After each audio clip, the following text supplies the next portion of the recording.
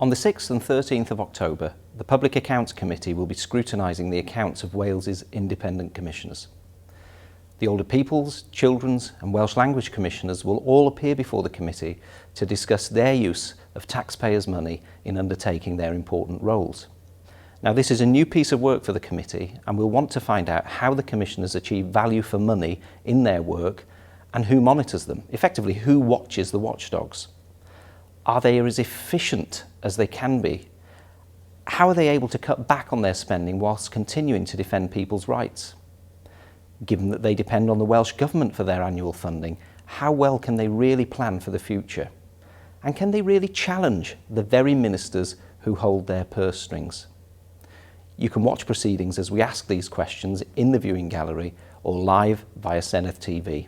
And feel free to tweet any comments that you've got to @SenneddPAC.